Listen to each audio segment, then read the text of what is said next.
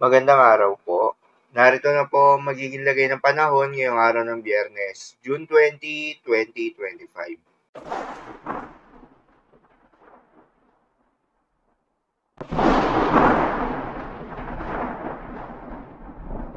Sa kasalukuyan na tayong sa pag-asa, patuloy na umiiral itong Intertropical Convergence Zone o ITCZ o yung salubungan ng hangin mula Northern at Southern Hemisphere at nakakaapekto sa buong bahagi ng Mindanao. Dahil dito ay asahan yung maulap na kalangitan na may kalat-kalat na mga pagulan at thunderstorms. Habang easterlies naman o yung mainit na hangin galing sa may karagatang Pasipiko ang nakakaapekto sa nalalabing bahagi pa ng ating bansa kasama ng Metro Manila. Dahil dito ay asahan yung generally fair weather condition sa umaga hanggang sa tanghali. Ngunit pagsapit ng hapon o gabi ay asahan naman yung mataas na tsansa ng mga pagulan. Samantala yung binabantayan na low pressure area sa loob ng Philippine Area of Responsibility ay tuluyan na ngang nag-dissipate o nalusaw. Kaya naman sa ngayon ay walang binabantayan na anumang sama ng panahon o low pressure area o bagyo sa loob o malapit sa Philippine Area of Responsibility na maring makaapekto sa ating bansa.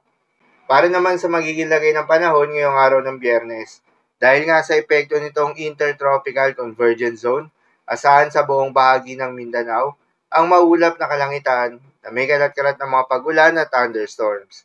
Posible ang mga pagbaha o pagguho ng lupa due to moderate to at times heavy rains. Habang sa Aurora at Quezon ay asahan naman yung maulap na kalangitan na may kalat-kalat na mga pagulan at thunderstorms na dulot naman ng easterlies. Posible rin ang mga pagbaha o pagguho ng lupa due to moderate to at times heavy rains.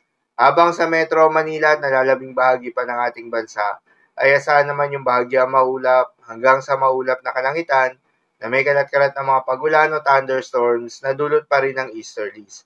Posible rin ang mga pagbaha o pagguho ng lupa during severe thunderstorms. Madalas, nabobo ang mga thunderstorms na ito tuwing hapon o gabi na nagtatagal ng 1 hanggang 2 oras.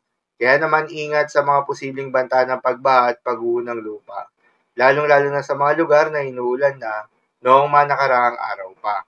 Para naman sa magiging lagay ng mga dagat baybayin, ayon sa pag-asa ay wala tayong nakataas na gale warning sa anumang seaboards ng ating bansa. Kaya naman malayang makakapamalaot yung mga kababayan nating mangingisda at yung may mga maliliit na sasakyang pandagat, ngunit iba yung pag-iingat pa rin, lalo na kung meron tayong offshore thunderstorms activity. Asahan yung paglakas ng hangin at kaakibat nito ay pagtaas rin ng mga pag-alon. So yun lamang po para sa lagay ng panahon ngayong araw ng Biyernes. Keep safe everyone.